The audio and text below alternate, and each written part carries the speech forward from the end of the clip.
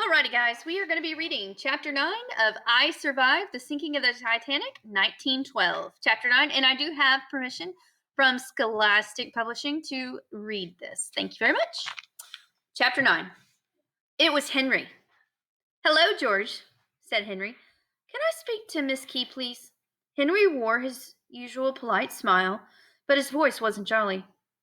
What is it? Aunt said Aunt Daisy, stepping out of her room. So sorry to barge in like this, ma'am, Henry said, but there's been an accident. Aunt Daisy glared at George.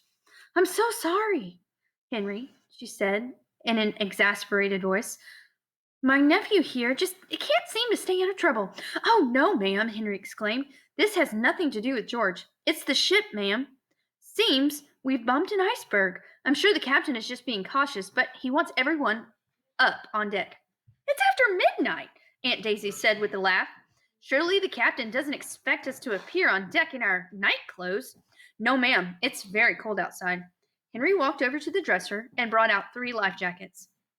And you'll need to put these on, over your coats. Aunt Daisy stared at the life jackets, as if Henry was holding up clown costumes. Henry, I'm not taking the children out into the cold for some kind of drill. Has Captain Smith lost his senses? Of course not, Miss Key, Henry said.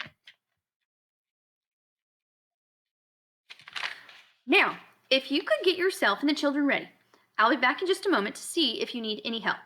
He left them alone. All right, George, Aunt Daisy said. I guess we'll have another adventure to boast about when we get back. You get dressed. I'll get Phoebe up.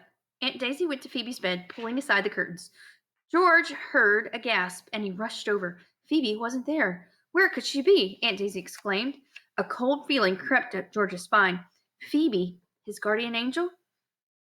She must have woken up while George was gone, and now she was somewhere on the ship, searching for George. He took a deep breath. I went out exploring, George said. After you went to bed, I didn't think Phoebe would wake up. She never does.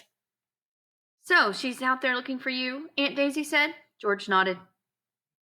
She doesn't want me getting into trouble. He kept his eyes glued to the floor. Aunt Daisy should be furious with him, and Papa was right. George had no sense. Not one lick of sense. How would they ever find Phoebe? But then George had an idea. That lemon drop in the hallway. Could it be? He ran out into the corridor, which was still empty. It seemed Henry wasn't having much luck getting people out of bed and up onto the deck. George ran a little ways down the hall. There! He hurried down a bit further. Yes, another lemon drop. Phoebe! His smart sister, Aunt Daisy, came up behind him. She's left a trail of lemon drops, George said. Aunt Daisy looked confused. Like Hansel and Gretel, George explained. She left a trail so that she could find her way back.